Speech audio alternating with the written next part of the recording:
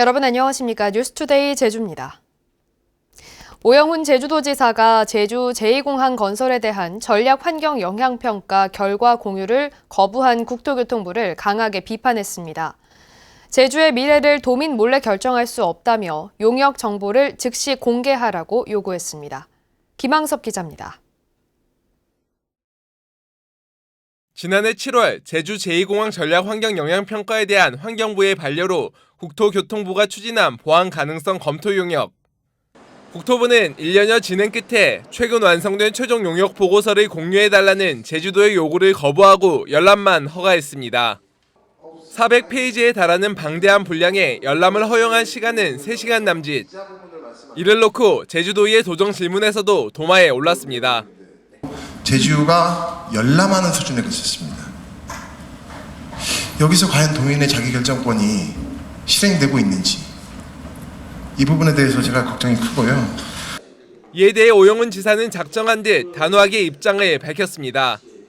국토부가 반려 사유를 어떻게 보완할지 도민들은 알아야 한다며 투명하게 공개하라는 겁니다. 연구 용역 결과를 저는 즉각 공개해야 한다고 생각합니다. 국토교통부는 제2공항과 관련한 모든 정보를 투명하게 공개하고 저희도와 충분한 협의를 거친다는 원칙을 세워주셔야 한다고 생각합니다. 해마다 1,000억 원에 가까운 혈세가 투입되는 버스 준공영제도 도마에 올랐습니다. 막대한 혈세 투입에도 수송 분담률은 14% 수준에 머물고 있고 개선안 추진도 공청회 중단 이후 이렇다 할 방안을 찾지 못하고 있다는 지적이 나왔습니다. 133개 전 노선이 적자 운행되고 있습니다. 이러한 실망스러운 결과가 나타나는데도 아직까지 별다른 대책을 내놓지 못하고 있습니다. 경영 개선과 원가 절감을 하는 노력을 하고 있는 회사에 대해서는 가산점이 부여될 수 있는 수동 분담률을 높이면서 보조금 지급률을 낮추는 방향이 될 수 있도록. 한편 오영훈 지사는 내년 2월 폐쇄되는 제주 북부광역환경관리센터 노동자들의 고용 승계 요구에 대해 해결 방안을 찾고 있다고 밝혔고 제주 영어교육도시 내 영리법인 외국대학 설립과 관련해서는 반대 입장을 밝혔습니다. MBC 뉴스 김항섭입니다. 제주 4.3 사건이 발생한 지 74년 만에 무고하게 숨진 희생자들에 대한 국가 보상금이 지급되기 시작했는데요. 고통 속에서 살아온 유족들에게는 의미가 남다른 보상금이지만 미래를 위해 기부하겠다는 움직임이 일고 있습니다. 권혁태 기자입니다. 제주 항일기념관을 찾은 한하용 씨. 그의 할아버지는 1919년 3.1운동 당시 제주에서 일어난 조천 만세운동의 주역인 한백흥 지사입니다.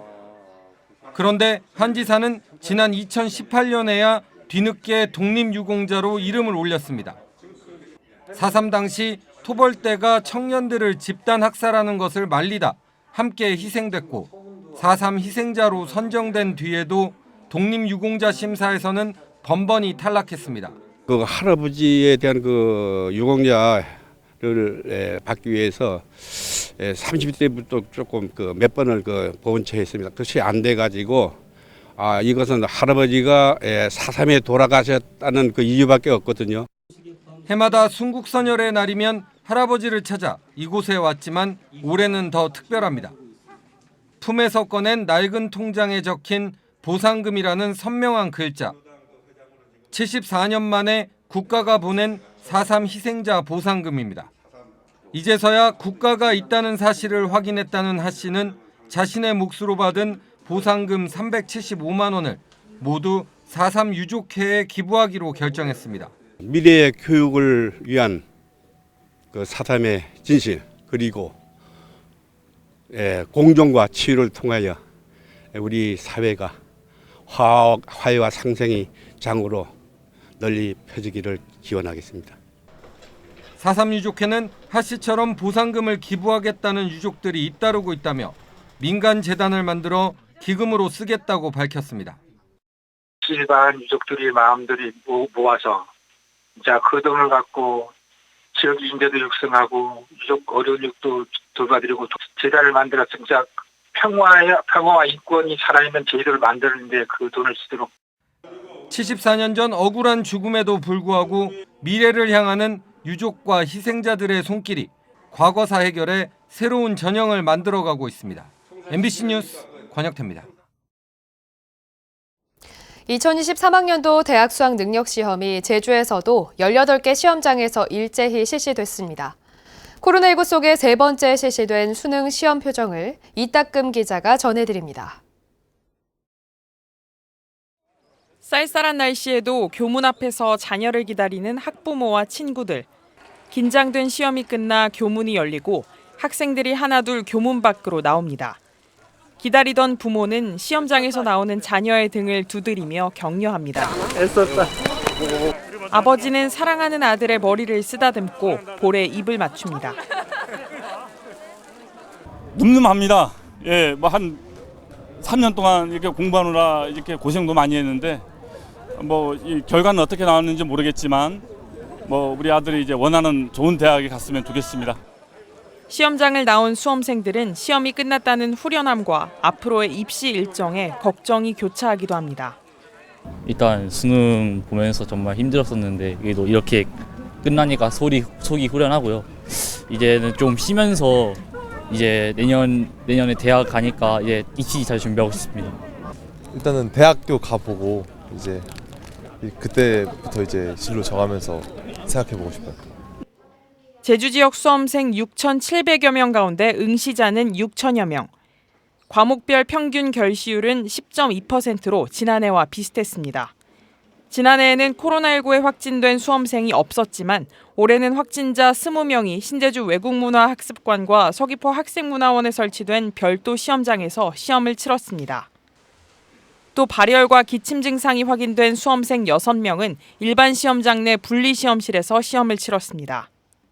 올해 수능이 무사히 끝난 가운데 수능 성적은 다음 달 9일 통지되고 같은 달 29일부터 정시 모집 원서 접수가 시작됩니다. 코로나19 속에 치러진 세 번째 수능.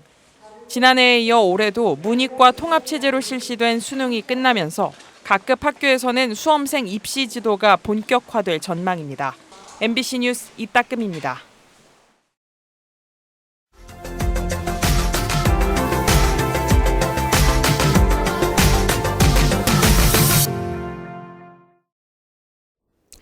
서부 경남 취수원과 식수원이 있는 남강 수계 상류에서 기름이 유출되는 사고가 발생했습니다. 이곳은 수달 등 멸종 위기종의 서식지이기도 해 오염 실태 파악이 시급해 보입니다. MBC 경남 박민상 기자입니다.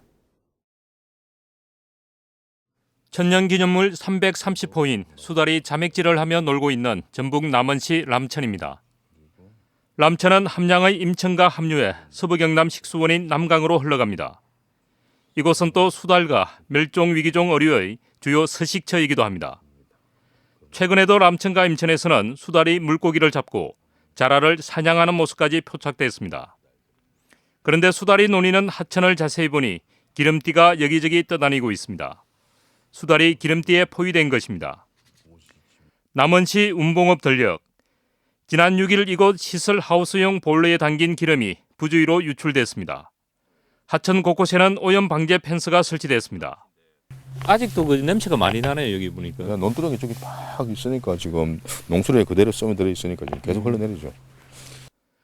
초기 방제 실패와 지난 주말 내린 비에 기름이 함양 임천 하류까지 떠내려오면서 수달 서식처를 덮친 겁니다.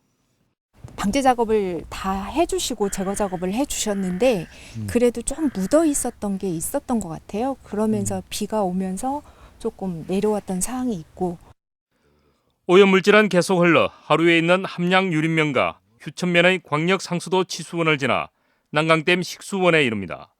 남원 쪽은 전북 유역 환경청 관리하고 우리 함양 쪽은 낙동 유역 관리청에서 하니까 서로 변방적이라서 서로 막 관리를 안 하는 거죠. 계속 거기 누적돼 있는 거죠. 멀다가 안 오고 우리 지구역 아니다가 안 오고. 오염 실태 파악은 물론 남강 수계 상류의 철저한 관리가 시급한 실정입니다. MBC 뉴스 박민상입니다.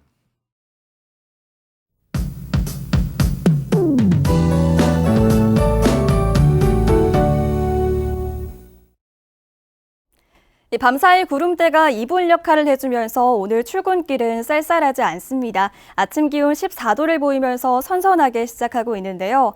오늘은 낮 기온이 20도까지 올라서 온화함이 감돌겠습니다. 낮에 점심 드시고 가볍게 산책해보시기 바랍니다.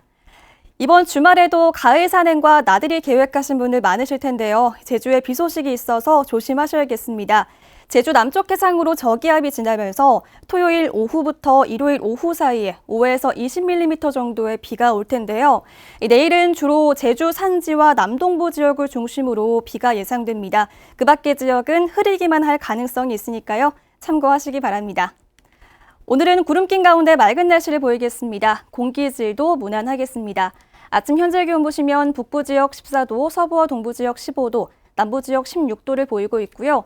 낮 최고 기온은 서부와 남부 지역 21도까지 오르겠습니다. 대부분 지역에서 온화하겠습니다. 도서 지역도 하늘빛이 맑아서 가을볕이 잘 들겠습니다. 낮 기온 보시면 추자도는 16도에 그치겠지만 그 밖의 도서 지역은 21도까지 오르겠습니다. 오늘 제주 앞바다의 물결은 잔잔하게 일겠는데요. 제주 남쪽 먼바다로는 바람이 강하게 불겠습니다. 특히 제주 남쪽 바깥 먼바다를 중심으로는 물결이 4m까지 매우 높게 일면서 오후에 풍랑특보가 발효되겠습니다. 다음 주에도 큰 추위 없겠습니다. 첫눈이 온다는 절기 소설인 다음 주 화요일에도 늦가을 날씨가 예상됩니다. 이상 정보였습니다. 제주지방법원 형사 2부는 고용 조건과 임금 지급에 불만을 품고 자신이 일하던 공업사에 불을 지른 혐의로 기소된 61살 김모 씨에게 징역 3년을 선고했습니다. 김 씨는 지난 8월 자신이 일했던 제주시 노형동의 한 공업사에 불을 질러 건물과 차량 10여 대를 태워 16억 원의 재산 피해를 입힌 혐의로 재판에 넘겨졌습니다. 제83회 순국선열의 날 기념식과 제주 지역 애국선열 합동 추모식이 제주시 조천읍 항일 기념관에서 열렸습니다. 제주도 보훈청과 광복회 제주도 지부가 주최한 기념식에는 광복회원과 보훈단체장 등 300여 명이 참석해 조국 독립과 민족 자족을 위해 헌신한 선열들의 희생과 공헌을 기렸습니다. 제27회 제주 여성대회가 제주도 근로자 종합복지관에서 열렸습니다. 대회에서는 양성평등 실현과 지역사회 발전에 힘쓴 한국부인회 소속 고미순 씨 등 12명이 유공자 표창과 감사패 등을 받았습니다. 제주 여성대회는 여성들의 사회 참여 확대와 단체 간 협력 도모를 위해 매해 10월이나 11월에 열리고 있습니다. 제주시가 오등봉 공원 민간 특례 개발 사업 부지에 대한 강제 수용 절차에 나섰습니다. 제주시는 토지 보상 협의를 거부한 토지주들에게 오는 21일부터 일주일간 감정평가를 실시하겠다고 통보했습니다. 제주환경운동연합은 오는 22일에 열리는 오등봉 공원 개발 무효 소송 선고 공판을 앞두고 강제 수용에 나선 것은 이해하기 어렵다며 중단하라고 요구했습니다. 국민의힘 제주도당은 논평을 통해 농지법 위반 혐의로 검찰에 송치된 강병삼 제주시장은 사퇴하라고 요구했습니다. 국민의힘은 강병삼 시장이 법률가로서의 전문 능력을 악용해 단기 시세 차익을 얻은 것이 사실로 드러나고 있다며 불법 농지 취득 의혹에 연루된 강 시장이 농지 투기를 조사하는 상황에 도민들은 허탈감과 분노를 느끼고 있다고 주장했습니다. 제주도 교육청이 안전복지국을 신설하는 등 김광수 교육감 취임 후 처음으로 조직을 확대 개편했습니다. 제주도 교육청은 기존 1실 2국 13과에서 안전복지국과 진로환경교육과를 신설하는 등 1실 3국 15과 체계로 조직 개편안을 확정하고 입법 예고했다고 밝혔습니다. 교육청은 이번 조직 개편안이 학력 향상 지원과 안전한 교육 환경을 조성하기 위해 효율적 조직을 구축하는 데 초점을 두었다고 설명했습니다.